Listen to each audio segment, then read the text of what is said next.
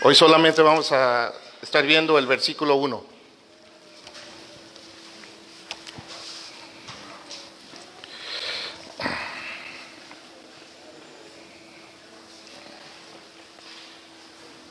Ahí les voy a pedir que si se pueden poner de pie, por favor. Es un verso, no es muy largo.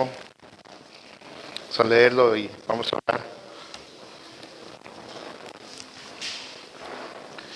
Apocalipsis capítulo 9, verso 1. El quinto ángel tocó la trompeta, la estrella que había caído del cielo a la tierra, y se le dio la llave del pozo del abismo. Padre, te damos gracias por tu palabra, Señor. Gracias que tenemos algo seguro, estable, que no cambia, Señor. Es tu palabra decretada, Señor, y en la cual podemos confiar y estar seguro que cada palabra que se encuentra en la Biblia, Señor, es verdad, la verdad absoluta, tu verdad, Señor.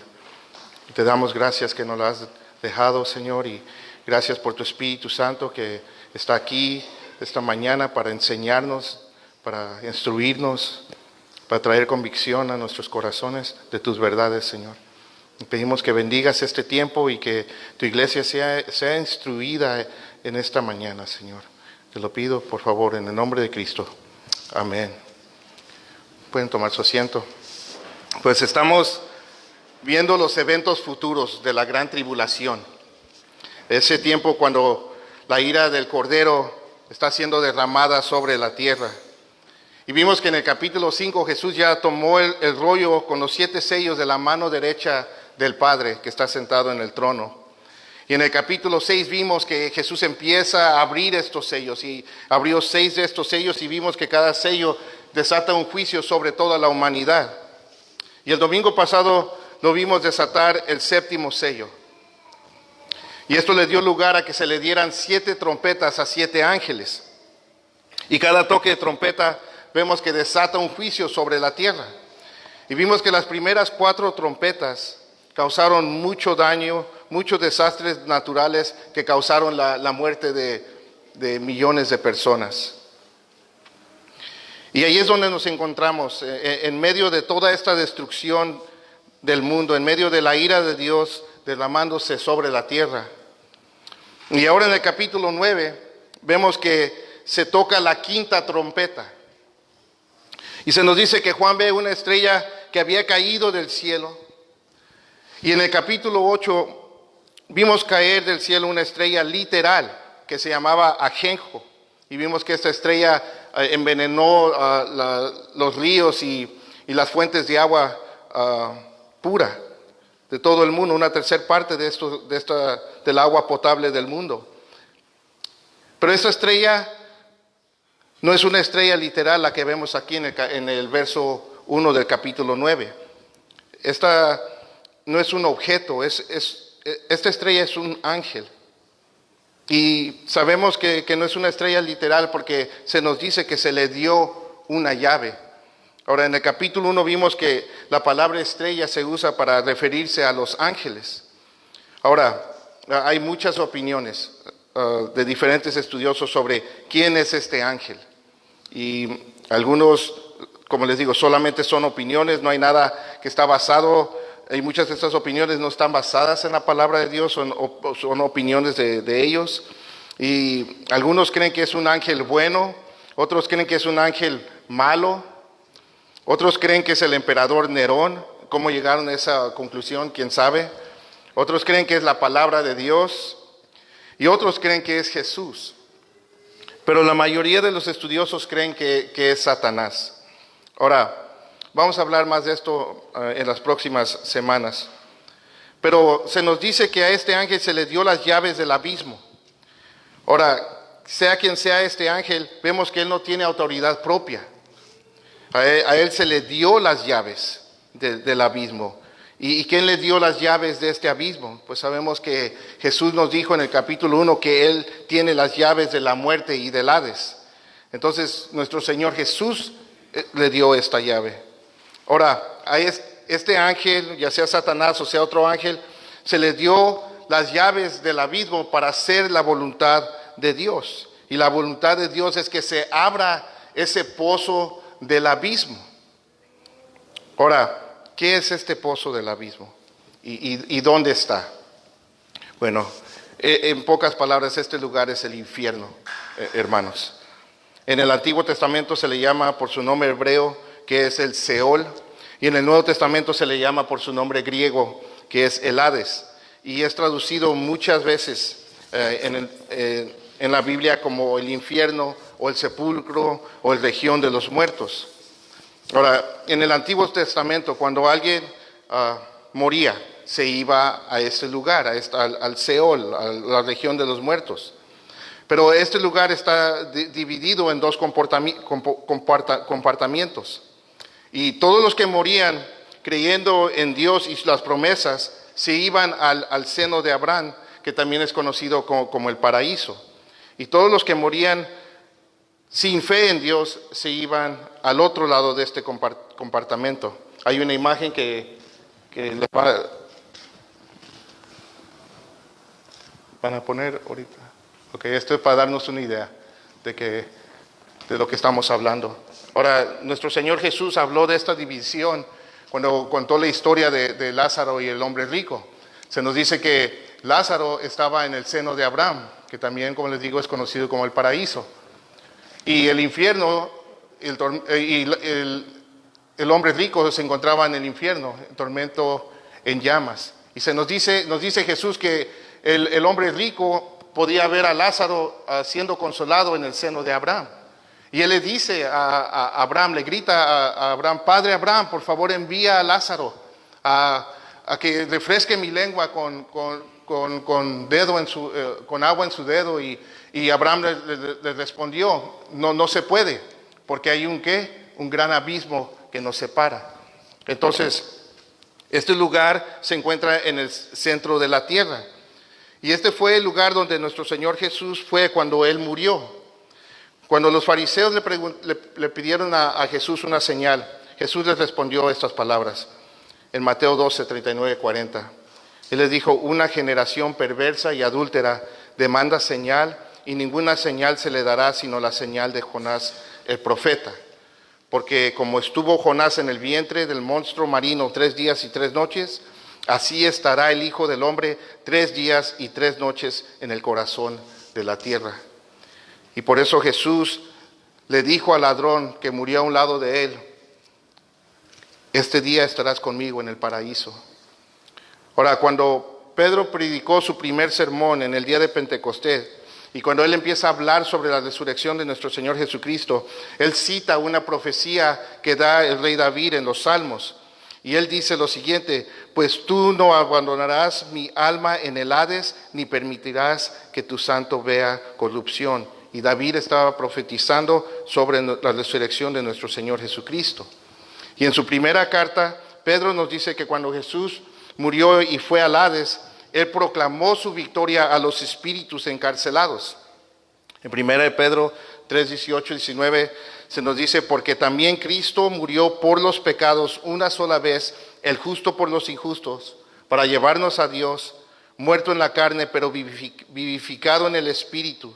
Y en el Espíritu también fue y predicó a los espíritus encarcelados. Fue y les proclamó su victoria a ellos. Y el apóstol Pablo nos dice en Efesios 4:8, y capítulo 4, verso 8 al 10, que cuando ascendió a lo alto, llevó cautivo un gran número de cautivos y dio dones a los hombres.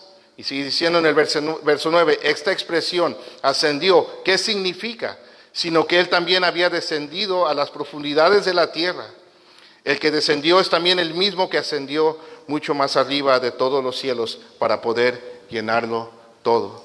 Entonces, cuando nuestro Señor Jesús resucitó, él vació este compartimiento que estaba allí hace unos momentos. Ese lugar ya está vacío. Ahora, todos los fieles, junto con Abraham, que esperaron que se cumplieran las promesas de Dios sobre el Mesías, fueron llevados al cielo, todos los santos del Antiguo Testamento. Y el escritor de Hebreos nos dice esto sobre todas las personas de fe en el tiempo del Antiguo Testamento, en Hebreos 11, 39, 40. Dice, y todos estos, todos los santos del Antiguo Testamento que estaban en el seno de Abraham, se nos dice, habiendo obtenido aprobación por su fe, no recibieron la promesa, porque Dios había provisto algo mejor para nosotros, a fin de que ellos no fueran hechos perfectos sin nosotros. Entonces sus almas no podían subir al cielo hasta que Jesús muriera y resucitara al tercer día de los muertos. Pero ahora, en este tiempo, ya después de la muerte y resurrección de nuestro Señor Jesús, todas las personas que mueren en Cristo, sus almas se van directamente a la presencia de Dios. Entonces, el abismo es el infierno. Y es este lugar donde Judas nos dice que hay unos ángeles caídos que son tan depravados que Dios los ha guardado en prisiones eternas bajo tinieblas para el juicio del gran día. Ese es el lugar donde aún los demonios que andan sueltos ahorita aquí en los lugares celestiales tienen temor de ir, no quieren ir. Cuando Jesús le preguntó al demonio que estaba en el hombre gadareno, ¿cómo te llamas? El demonio le contestó, me llamo Legión porque somos muchos. Y se nos dice allí en Lucas que estos demonios le rogaron a Jesús que por favor no los enviara al abismo. Entonces, el abismo es el infierno, es un lugar de tormento y castigo eterno. Y es un lugar que fue creado para Satanás y para todos sus demonios. Y es un lugar donde van todos los que mueren sin la misericordia de Cristo. Todas las personas que mueren sin haberle conocido a Jesús como Señor y Salvador, sin la misericordia de Jesús, van a este lugar. Y de esto les quiero hablar esta mañana. Quiero hablarles de la realidad del infierno. Ahora, al inicio del estudio les comenté que después del capítulo 7 íbamos a estar viendo capítulos enteros. Pero también les dije que en ocasiones nos íbamos a detener para estudiar temas doctrinales que son muy importantes para nuestra fe. Y este es uno de ellos. Así que vamos a dedicar 2 domingos a este tema. Amén. ¿Cuántos dicen aleluya? Vamos a dedicar 2 domingos para hablar sobre la realidad del infierno. Y yo sé que el tema del infierno es incómodo, es algo que tratamos de evitar, pero es un tema muy importante y es un tema que no podemos ignorar.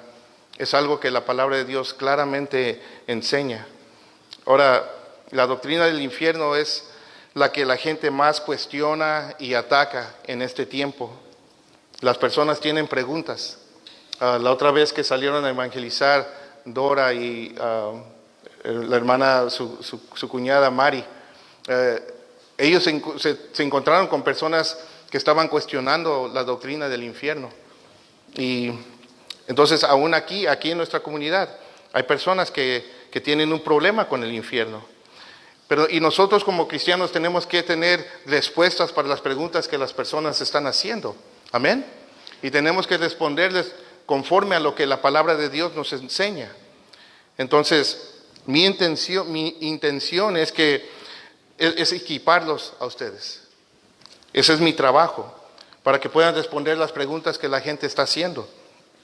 Y más que nada, para que ustedes tengan fundamentos y ustedes estén bien arraigados. Para, como dice el apóstol Pablo en Efesios 4:14, para que no seamos sacudidos por las olas y llevados de aquí para allá, por todo viento de doctrina, por la astucia de los hombres, por las artimañas engañosas del error.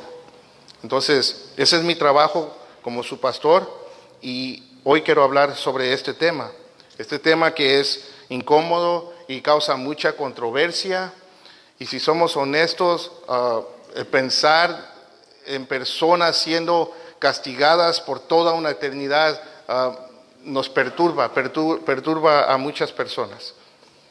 Ahora, el infierno siempre ha estado bajo ataque, pero en este tiempo está siendo atacado más que nunca. Hoy muchos le llaman al infierno el espantapájaros de la religión. Es algo que dicen que es algo que el hombre inventó para que la gente salga corriendo a las iglesias. Y otros dicen que el infierno debería de ser descartado para el bien del cristianismo. Otros dicen que Dios necesita ser rescatado de la mala fama que muchos predicadores le han dado al enseñar que hay un infierno. Otros dicen que la doctrina del infierno es un obstáculo para aquellos que están viendo a Jesús de una manera favorable.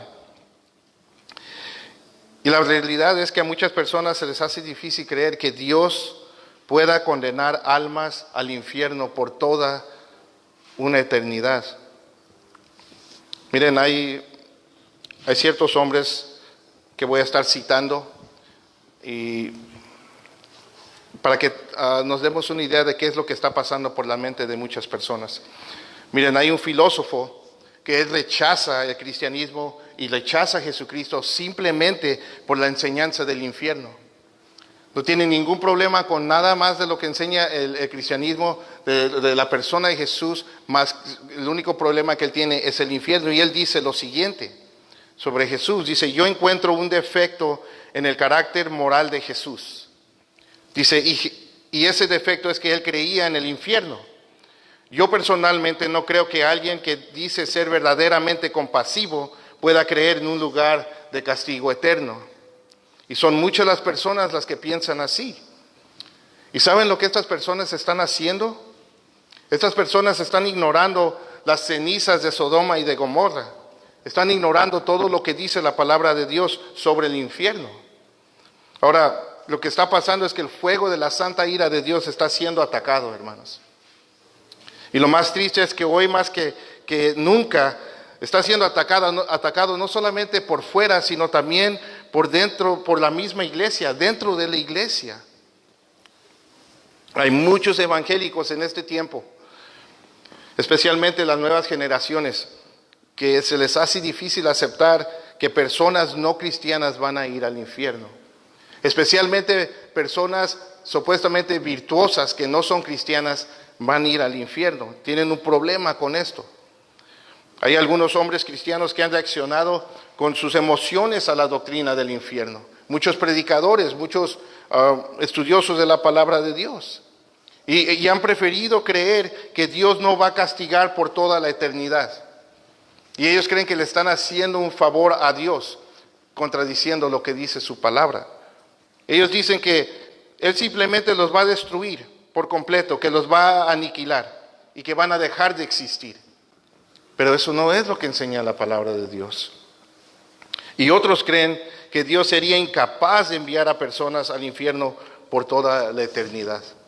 Ahora, uno de los primeros ataques contra la doctrina del infierno dentro de la iglesia fue en el tercer siglo, en el año 300, por un teólogo cristiano que se llamaba Orígenes. Y él hizo un tesis sobre esto y lo voy a citar. Esto es la conclusión que él llegó después de supuestamente haber estudiado la palabra de Dios. Él dice lo siguiente: Dios no tendrá la victoria final hasta que todo y todos sean redimidos. Que el infierno no era un lugar de castigo eterno, que solo era un lugar de purificación. Él decía que al final de los tiempos y luego de sufrir diversas penalidades, todos los condenados al infierno, escuchen esto, incluyendo a Satanás y a los restantes ángeles caídos, serán liberados. La palabra de Dios en ningún lugar enseña esto. Y esta idea fue condenada como herejía por la iglesia de aquel tiempo. Y desde ese tiempo el infierno ha estado bajo ataque, pero nunca ha estado bajo ataque como en estos tiempos, hermanos. Hay cristianos, que les digo, que no pueden imaginarse estar en el cielo sabiendo que otros están siendo torturados en el infierno por toda la eternidad. Ahora, hay un pastor en los Estados Unidos que se llama Rob Bell. Escuchen bien su nombre. Aléjense de sus enseñanzas. Él es parte de una iglesia que se llama la Iglesia Emergente, The Emerging Church. Y y es muy popular, tiene una iglesia, varias iglesias muy grandes. Y yo sé que esto viene de los Estados Unidos, pero sabemos que todos los vientos de doctrina de los Estados Unidos llegan aquí a nosotros tarde o temprano. Pero este hombre escribió un libro hablando en contra del infierno. Y voy a citar algunas de las cosas que él dice. Él dice lo siguiente: Jesús no puede bajar de la cruz hasta que no quede ni un pecador en el infierno. Y él dice que esta declaración está basada en la naturaleza de Dios. Él dice, Dios es amor. Y si Dios es amor, no puede haber un cielo que pueda tolerar que exista un infierno de tormento eterno. El creer que esto es una burla de la naturaleza de Dios, y él simplemente no permitiría eso. Palabras de este hombre. Y también ataca el infierno de una manera muy suave y se burla de ella, y dice también lo siguiente en su libro. Dice, a muchas personas se les ha enseñado que los cristianos van a pasar toda la eternidad en un lugar maravilloso con Dios, mientras el resto de la humanidad va a estar en un lugar de tormento por toda la eternidad. Y a muchos se les ha comunicado que esto es una verdad central de la fe cristiana. Y todo lo que dice hasta este punto es verdad. Todos los concilios a través de la historia afirman esto, porque esto es lo que enseña la palabra de Dios. Y sí, es una verdad céntrica para la fe cristiana, la doctrina del infierno. Pero él termina diciendo estas palabras después de decir todo esto. Él dice, esta enseñanza es errónea y tóxica y se opone al mensaje contagioso de Jesús, que es de amor, paz y perdón. Y esto es lo que está pasando dentro de la iglesia en estos tiempos, hermanos. Estos son los predicadores populares escribiendo sus libros exitosos. Estos son los hombres astutos de los que nos advierte el apóstol Pablo. Estas son las artimañas del error. Y se escucha muy suave, se escucha muy consolador todas estas cosas que estos hombres dicen, pero todo lo que estos hombres están diciendo contradice todo lo que dice la palabra de Dios. Entonces lo que está pasando en este tiempo, y como todo el tiempo, Satanás está engañando a muchos dentro de la iglesia. Y claro que él no quiere que la gente crea que hay un infierno. Y por eso quiero que estudiemos la realidad del infierno, porque la doctrina del infierno está siendo atacada fuera y dentro de la iglesia como nunca antes. Ahora, la doctrina del infierno, hermanos, es una de las más difíciles de defender y es la más incómoda para creer, y es la primera que se abandona por muchos. Pero nosotros la vamos a defender. Amén. Nosotros la vamos a creer y no la vamos a abandonar. Así como le hacemos con todo el resto de la palabra de Dios, toda la palabra de Dios. Así que esta mañana quiero que veamos dos cosas para ayudarnos a entender la realidad del infierno. Y primero vamos a ver el problema del infierno. Hay dos problemas que están en las mentes de aquellos que rechazan la doctrina del infierno, y el primer problema es este. El primer problema es que muchos dicen que está lejos de ser un castigo justo y balanceado. Para muchos el infierno es demasiado severo y es demasiado injusto. Dicen que es demasiado castigo para el crimen. Y ese es uno de los problemas. El segundo problema que hay en las mentes de muchos es que dicen que el infierno contradice el amor de Dios. Y estos son los dos pensamientos más populares, y me quiero dar la tarea de hacer los pedazos de acuerdo a lo que dice la palabra de Dios. ¿Amén? Ok, entonces vamos a ver la primera. La primera es que el castigo del infierno es muy injusto, es demasiado exagerado. Alegan que el ser humano vive una vida muy corta y que la cantidad de pecados que puede cometer en esta vida, si lo vemos en números, es muy poco para ser castigado por toda la eternidad, y que es una idea muy cruel. Y alegan que un castigo infinito por pecados cometidos en un espacio de tiempo finito, es injusto y es cruel. Eso es lo que piensan muchos. Dicen que es como darle la pena de muerte a alguien que se pasa el semáforo en rojo. Así es como lo están queriendo comparar. Ahora, nosotros como cristianos, ¿cómo respondemos a esto? Bueno, les quiero dar algunas respuestas. Hay unas respuestas a esta supuesta injusticia. Y mi primera respuesta a esto sería que esta idea de que el infierno es injusto surge de personas que han fallado en comprender la naturaleza de su pecado. Pues el ser humano por naturaleza tiene un punto de vista muy bajo de su pecado y un punto de vista muy alto de sí mismo. Y por eso la Biblia constantemente nos está exhortando y advirtiéndonos a que nos humillemos delante de Dios. El orgullo es una de las tendencias, la tendencia natural dentro del ser humano. No hay ser humano que no lucha con el orgullo. Y por esa razón vemos nuestras fallas y nuestros pecados como delitos menores. Y fallamos en ver la gravedad de nuestra rebeldía. Fallamos en ver lo profundo, lo alto, lo ancho y lo largo que es nuestro orgullo delante de Dios. Y este es el problema. Y por eso la gente protesta, por eso la gente se levanta en contra de la doctrina del infierno, porque son insensibles a su propio pecado. Y lo que están diciendo en pocas palabras es esto: ¿por qué la hacen tanto de tos? ¿Cómo que hay un castigo eterno por unos cuantos pecaditos? Y reaccionan así porque no ven el pecado como Dios ve el pecado. Porque no se ven a sí mismos como Dios nos ve. Habacuc 1:13, él dice de Dios: muy limpios son tus ojos para mirar el mal y no puedes contemplar la opresión. ¿Ves? El hombre no ve el pecado como Dios lo ve. Hay un filósofo griego, Aristóteles, que dijo que el problema del hombre es el mismo problema que tiene el pescado que está en el agua. Él dijo lo siguiente: como el pescado solo ha conocido la vida dentro del agua, el pescado nunca se da cuenta que está mojado. Y lo mismo es con el ser humano. Fallamos en ver qué tan pecadores somos, qué tan mojados estamos, porque nacimos en pecado, practicamos el pecado y por eso somos insensibles a nuestro pecado. Y por eso muchos ven el juicio de Dios desde una perspectiva muy angosta y muy limitada.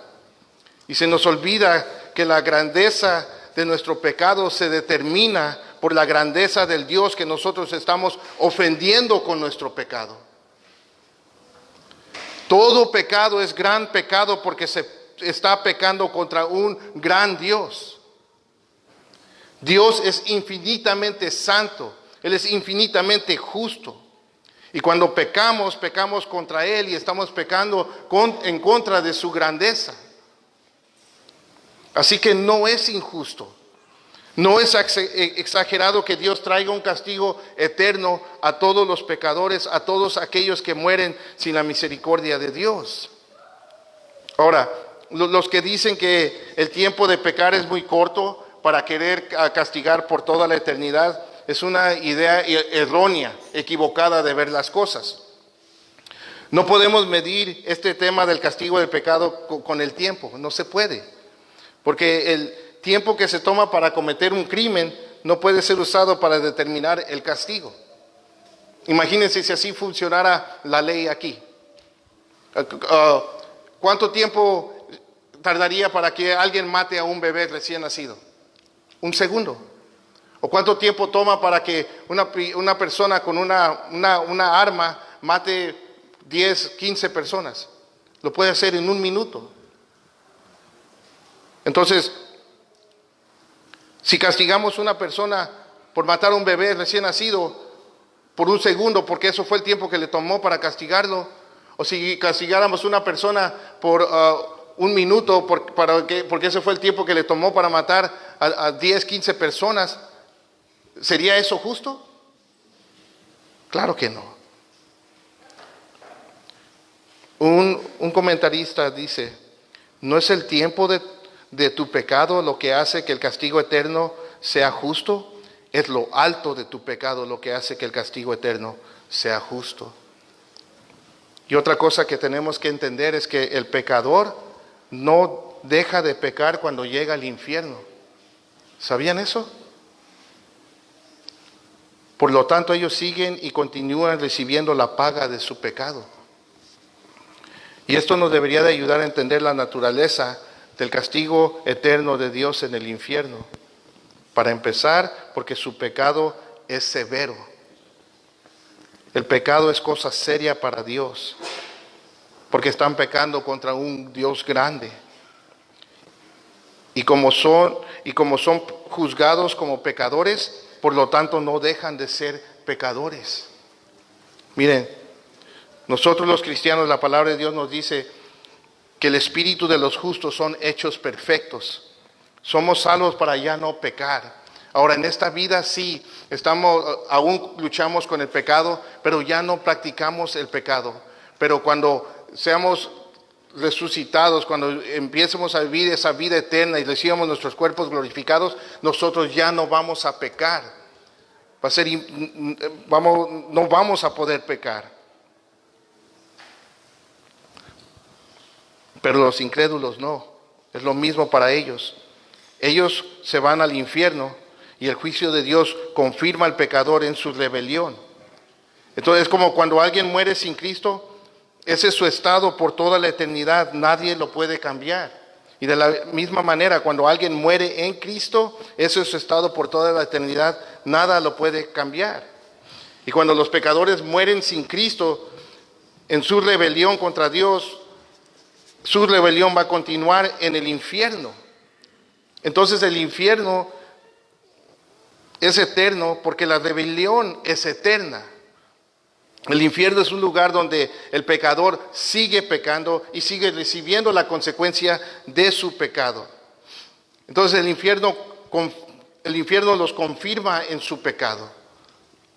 El infierno no es una injusticia, no es un castigo exagerado, y los únicos que piensan así son los que son insensibles a su pecado, porque no tienen ni la noción de lo que es la santidad, la gloria y la justicia de Dios.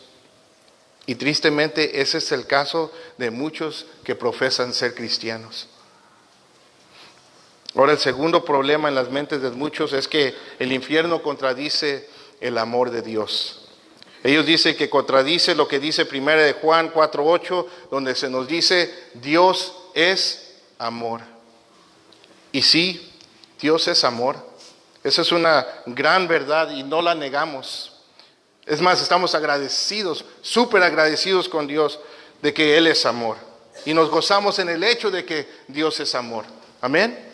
Estamos cantando ahorita la última canción del amor de Dios. Nos gozamos en el amor de Dios.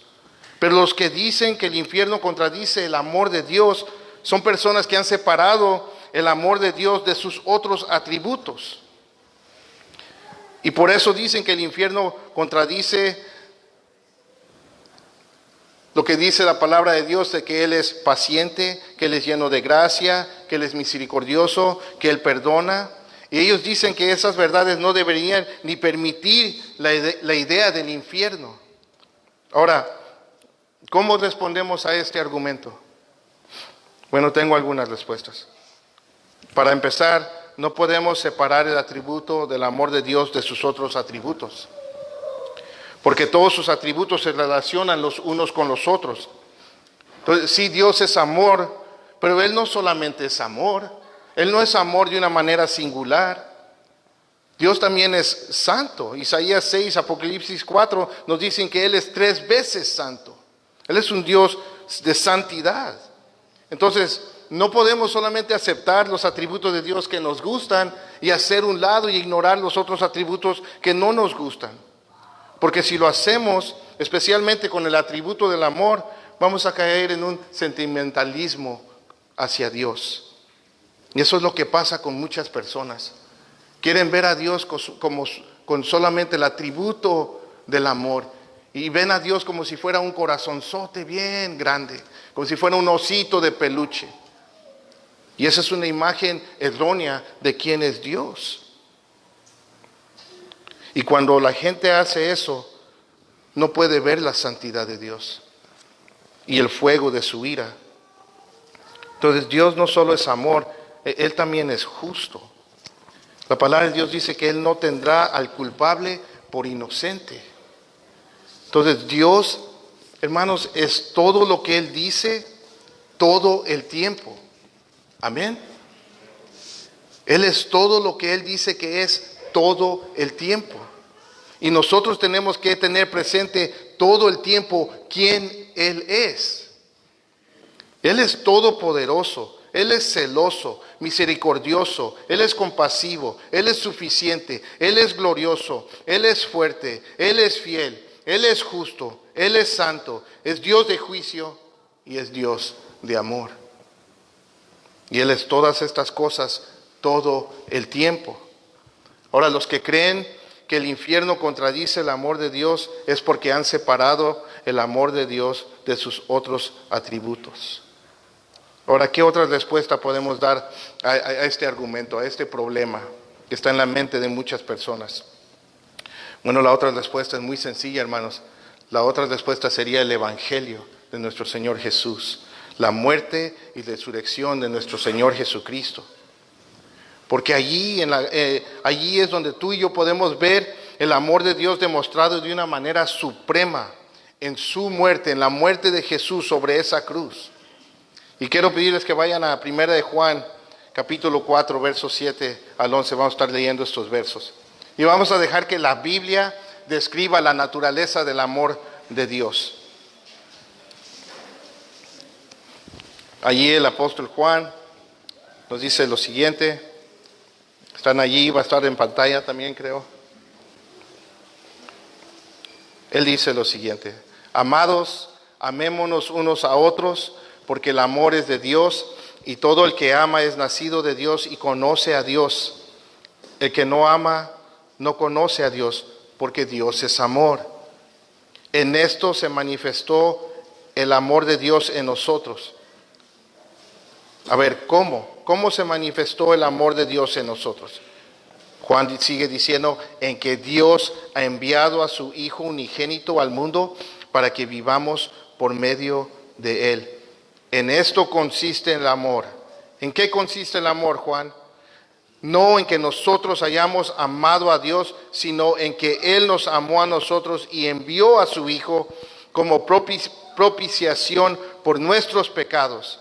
Amados, si Dios así nos amó, también nosotros debemos amarnos unos a otros. Y notemos la palabra propiciación en el verso 10. Esa palabra significa satisfacer y apaciguar. Eso quiere decir que Jesús fue el que satisfizo la ira de Dios. Él fue el que apaciguó su enojo con su muerte en la cruz.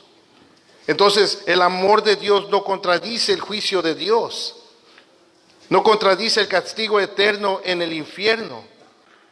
La ira y el amor de Dios estuvieron los dos presentes en la cruz del Calvario, en la muerte de nuestro Señor Jesucristo. Entonces, cuando nosotros vemos la cruz, ¿saben qué es lo que nosotros vemos? Tú y yo vemos allí la ira de Dios visitando el pecado sobre el cuerpo de nuestro Señor Jesucristo.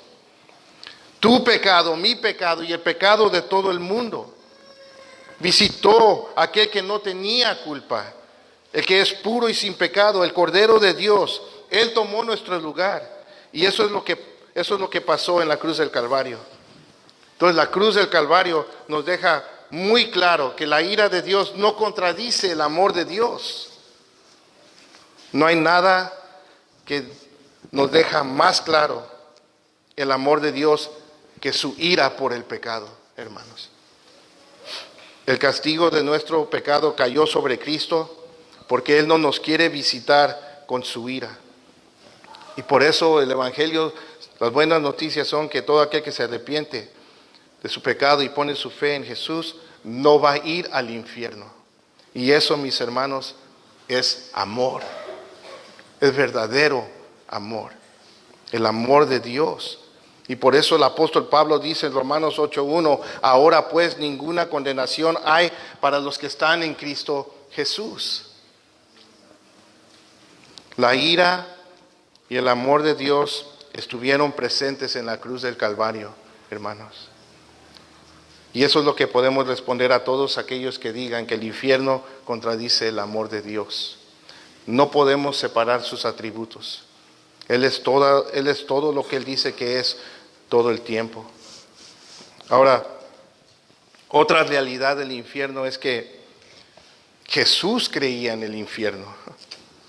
Jesús habló más del infierno que cualquier otro personaje de toda la Biblia. Él fue el que más advirtió una y otra vez a la gente sobre el infierno.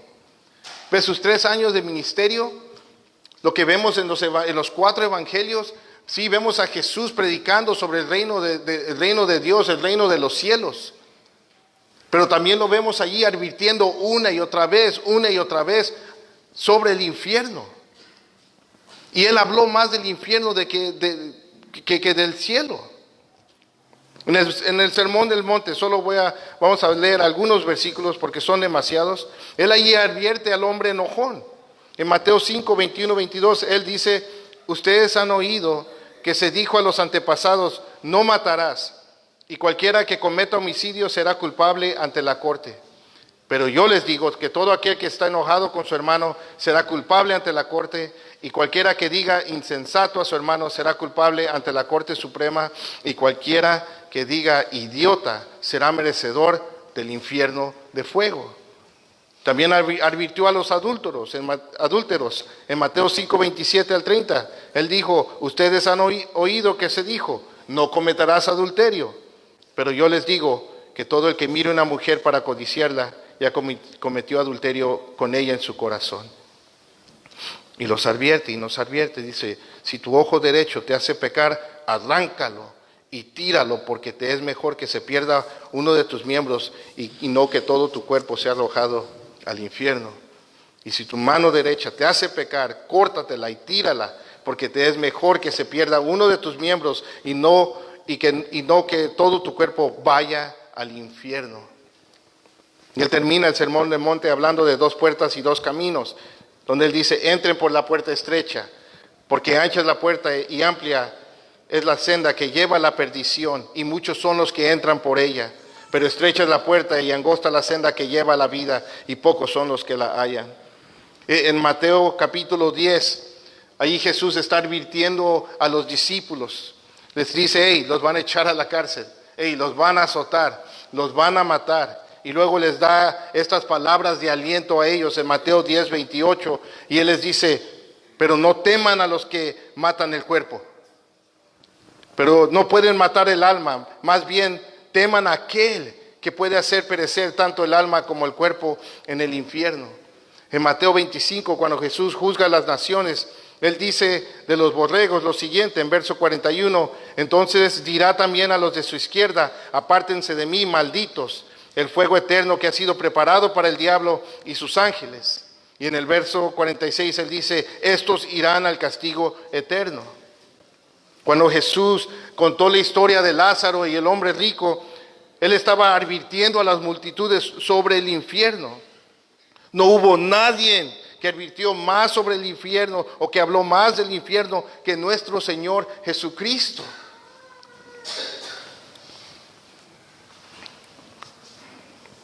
Hoy hay muchos cristianos que se ofenden cuando otros cristianos hablan del infierno o predican sobre el infierno. Y sí, hay algunos que exageran o lo hacen de una manera no amorosa, y entiendo eso. Pero algo que nosotros tenemos que entender es que lo que motivaba y movía a nuestro Señor Jesús a hablar del infierno a las gentes, a advertirles sobre el infierno, era su amor por ellos. Así que si cuando tú y yo hablemos del infierno, o prediquemos del infierno a otras personas, asegúrate que tu motivación sea tu amor por sus almas, que tu motivación sea que tú no los quieres ver en el infierno. Amén. ¿Saben? Jesús es la mejor razón para creer en el infierno. Y el rechazar la doctrina del infierno es prácticamente rechazar a Jesucristo mismo. Él defendió la doctrina del infierno. Él creía la doctrina del infierno. Y otra realidad del infierno es que los apóstoles también hablaron y advirtieron sobre el infierno. Pablo en Romanos 2:5, él dice: pero por causa de tu terquedad y de tu corazón no arrepentido, estás acumulando ira para ti en el día de la ira y de la revelación del justo juicio de Dios. En 1 Tesalonicenses 1, capítulo 1, versos 7 al 9, el apóstol Pablo nos dice: pero que Él les dé alivio a ustedes que son afligidos y también a nosotros, cuando el Señor Jesús sea revelado desde el cielo con sus poderosos ángeles en llama de fuego, dando castigo a los que no conocen a Dios y a los que no obedecen el evangelio de nuestro Señor Jesucristo. Estos sufrirán el castigo de eterna destrucción, excluidos de la presencia del Señor y de la gloria de su poder. Judas, en el capítulo 1, versos 12 al 13, él dice, estos son, hablando de los falsos maestros, dice: estos son escollos ocultos en los ágapes de ustedes, cuando banquetean con ustedes sin temor, aceptándose a sí mismos. Son nubes sin agua llevadas por los vientos, árboles de otoño sin fruto, 2 veces muertos y desarraigados. Son olas furiosas del mar que arrojan como espuma de su propia vergüenza, estrellas errantes para quienes la oscuridad de las tinieblas ha sido reservada para siempre. En Apocalipsis 20, 14, 15 se nos dice que la muerte y el Hades fueron arrojados al lago de fuego. Y esta es la segunda muerte, el lago de fuego. Y el que no se encontraba inscrito en el libro de la vida fue arrojado al lago de fuego. No podemos ignorar las cenizas de Sodoma y de Gomorra. No podemos ignorar todo lo que dice la palabra de Dios sobre el infierno. Y la palabra de Dios nos dice que Dios ha destinado, ha decretado el infierno y nada ni nadie lo puede cambiar. Él así lo ha establecido. Y lo peor que nosotros podemos hacer es querer negar y rechazar esta verdad. El infierno, hermanos, no es injusto, no es demasiado severo, es justo y apropiado. Es lo que merece todo pecador no arrepentido, porque peca contra un gran Dios, un Dios eterno, un Dios infinito, y por eso su castigo es eterno y infinito. Y el infierno tampoco contradice el amor de Dios. El infierno confirma el amor de Dios. Amén. Y Jesús habló más del infierno que del cielo, hermanos. Y los apóstoles también nos advirtieron que el infierno es real. Y esa es la realidad del infierno. Amén. ¿Nos ponemos de pie? Vamos a orar. Señor, te damos gracias esta mañana, Dios.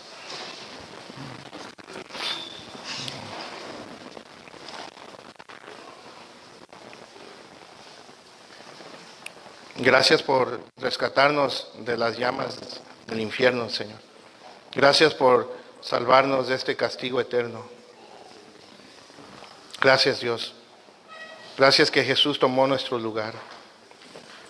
Y Señor, yo sé que el infierno no es un lugar del cual estamos pensando todo el tiempo, pero es una verdad que sí debería estar presente en nuestras mentes, Señor.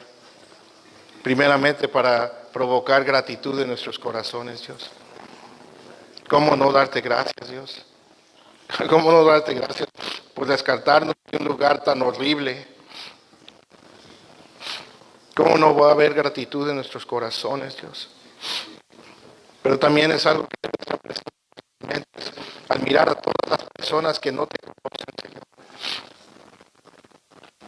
Y saber que esas personas, si no se arrepienten, es donde van a ir, Señor. Y puede provocar en nosotros amor y compasión y misericordia por ellos, Dios. Y valor para compartir ese evangelio, Dios. El infierno es real. A nadie le gusta la idea del infierno. Pero eso es justo. Es justo lo que el pecador merece, lo que nosotros merecemos. Pero por tu pura gracia, Señor, no vamos a ir allí. Y por eso te damos gracias, Señor. Tu iglesia dice gracias, Señor. Gracias, Cristo. Gracias, Señor. Gracias por rescatarnos, Dios. Gracias, Señor Jesús. Bendecimos tu nombre esta mañana. Precioso nombre de Jesús. Amén.